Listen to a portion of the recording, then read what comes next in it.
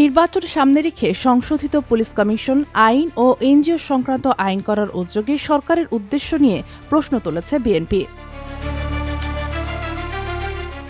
গতকাল শুক্রবার দেওয়া এক বিবৃতিতে দলটির মহাসচিব মির্জা ফখরুল ইসলাম আলমগীর দাবি করেন, বিশ্বস্ত সূত্রে জানতে পেরেছি তাড়াহুড়ো করে দুটি আইন পাশ করাতে চাইছে অন্তর্বর্তী সরকার। নির্বাচন পূর্বে এমন উদ্যোগের পেছনে সরকারের ভিন্ন উদ্দেশ্য রয়েছে, যা গণতান্ত্রিক উত্তরণের পথে বাধা তৈরি করবে।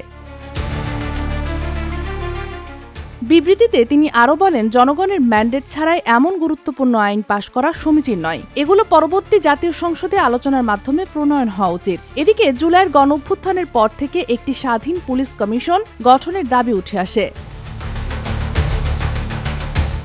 পুলিশের অভ্যন্তরীণ ক্ষোভ নিরসন, অভিযোগ নিষ্পত্তি, বদলি পদোন্নতি এসব ব্যবস্থাপনায় কমিশনকে ক্ষমতায় আনার প্রস্তাব ছিল। আইন উপদেষ্টা অধ্যাপক আসিফ নজরুলের নেতৃত্বে গঠিত কমিটি ইতোমধ্যে কমিশনের কাঠামো ও কার্যপ্রণালী খসড়াও তৈরি করেছে।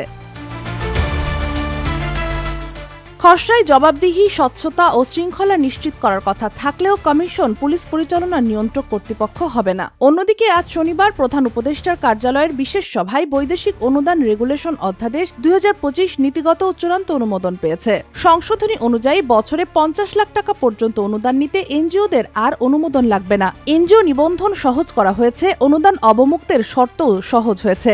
সরকারের এই দুটি আইন প্রণয়নের উদ্যোগ নিয়ে রাজনৈতিক অঙ্গনে চলছে নতুন আলোচনা সমালোচনা।